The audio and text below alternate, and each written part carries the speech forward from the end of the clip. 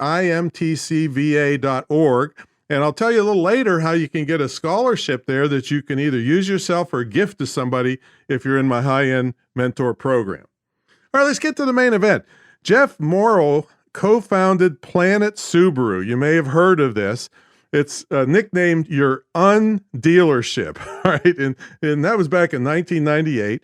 And he built it into one of the most successful privately held car dealerships in the United States. And you just type that in, there's articles in all the magazines about what he's done with this particular business of his.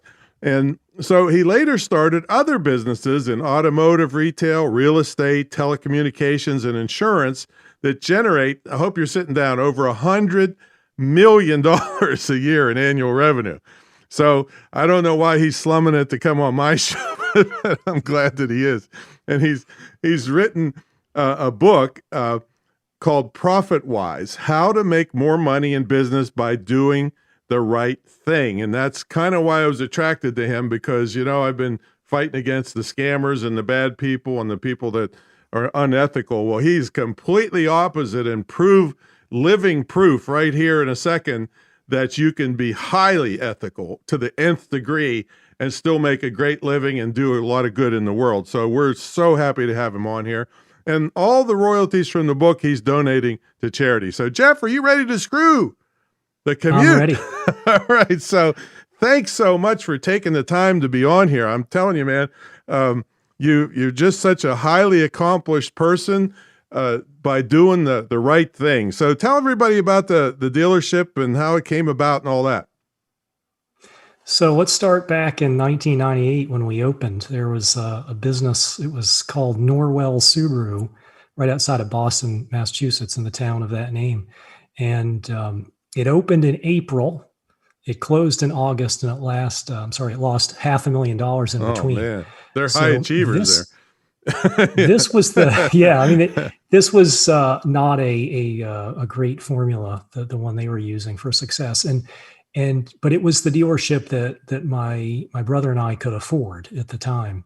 And people have asked me since, was it Subaru in particular that made you go looking for that brand? And I've come to be a huge fan of the product in terms of the quality and the capability. And they like you too, from what I see online. Thank you. Yeah, it's a great relationship we have. It's a really good company. But at the time, we were just looking for a dealership that we could afford, and we don't come from any wealth, inherited or otherwise. So that was our option. And we had to turn it around quickly, obviously, because losing money at that pace, we weren't going to be in business long.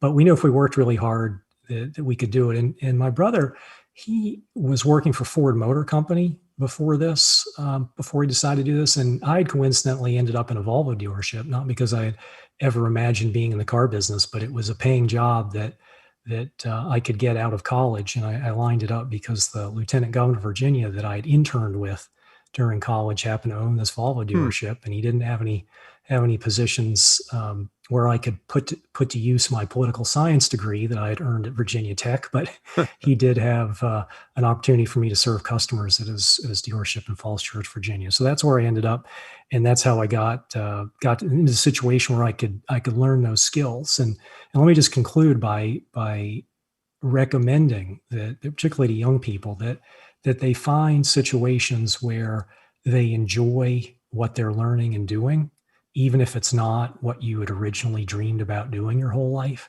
Because if you find yourself in a situation where you like what you're doing, you're going to find it a lot easier to acquire skills in that area. You're going to learn naturally, and you'll wake up one day with a surprising acumen, an ability to make